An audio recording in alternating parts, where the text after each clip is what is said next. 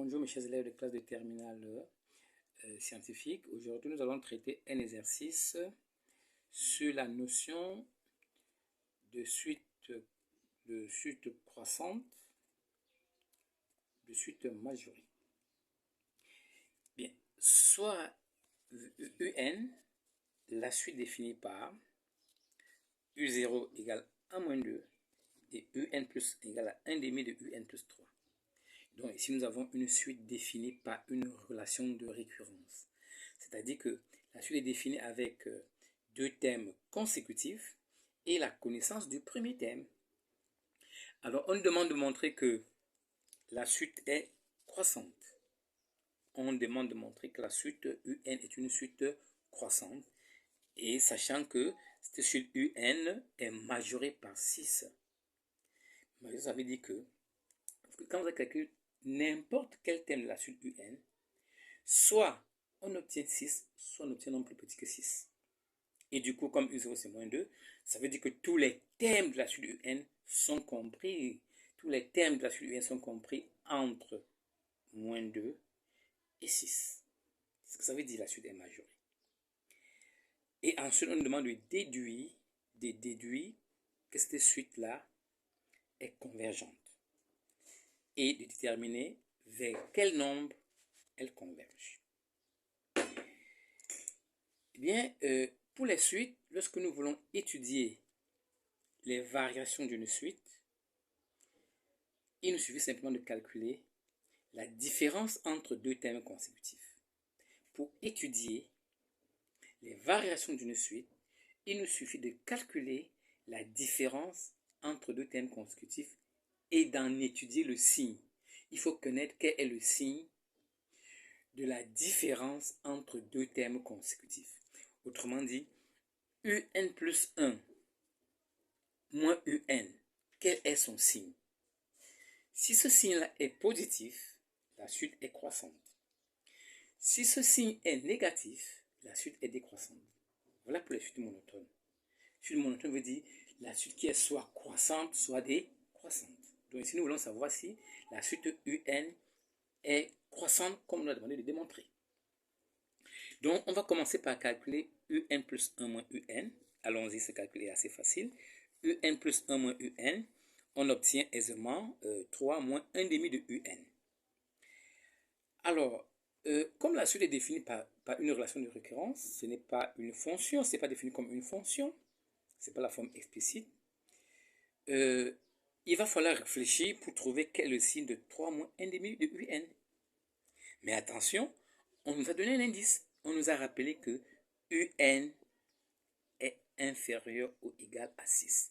Donc ça, c'est notre départ. C'est notre point de départ. Nous devons partir du fait que UN est inférieur ou égal à 6 et faire des transformations pour retrouver l'expression de UN plus 1 moins UN. Il faudrait transformer cette inégalité UN inférieur ou égal à 6 de sorte à obtenir de ce côté, ou de l'autre côté, peu importe, l'expression de UN plus 1 moins UN. Autrement dit, il faudrait que j'arrive à retrouver de ce côté gauche 3 moins 1 demi de UN. 3 moins 1 demi, ça veut dire qu'il me faut déjà avoir moins 1 demi de UN, mais j'ai UN. Si j'ai UN et que je veux moins 1 demi de UN, il suffit de multiplier toute l'inégalité par moins 1 demi. Mais attention, quand on multiplie par les deux membres d'une inégalité par un nombre négatif, depuis la troisième, on vous chante cela, il faut changer le sens de l'inégalité. Donc, voyez-vous, une fois que nous multiplions par moins 1 demi, vous voyez que ce symbole qui ici était inférieur ou égal devient supérieur ou égal. Ça, c'est le plus difficile. Une fois que c'est fait, nous continuons. Il nous faut retrouver, nous avons déjà moins 1 demi de UN, il manque 3. C'est très simple, on peut à tout instant, et sans rien faire du tout, ajouter un même nombre. Que ce nombre soit positif ou négatif, on peut ajouter un même nombre à chaque membre d'une inégalité sans rien changer du tout. Donc du coup, je peux ajouter 3 à gauche et 3 à droite. Après calcul, j'obtiens 3 moins 1 demi de UN supérieur ou égal à 0. Mais remarquez bien que le 3 là, cette expression 3 moins 1 demi de UN correspond bien à UN plus 1 moins UN. Et donc UN plus 1 moins UN est plus grand que 0. Mais c'est ce qu'on a dit. Si UN plus 1 moins UN est plus grand que 0, ça veut dire que la suite UN est croissante. C'est ce que l'on va écrire comme conclusion. Donc, UN plus 1 moins UN étant donc supérieur à 0, on conclut que la suite UN est croissante. Maintenant, la suite est croissante, d'accord, mais la suite aussi est majorée. Une suite qui est croissante et majorée est convergente. D'après le théorème des suites monotones, une suite croissante et majorée est convergente, tout comme une suite décroissante et minorée est aussi convergente. Donc ici, pour notre convergence, comme nous savons déjà que, par définition, que la suite UN, on l'a dit au début, que UN est inférieur ou égal à 6, ça veut dire que UN est majorée. Et on vient de démontrer que UN est croissante. Donc nous avons les deux conditions.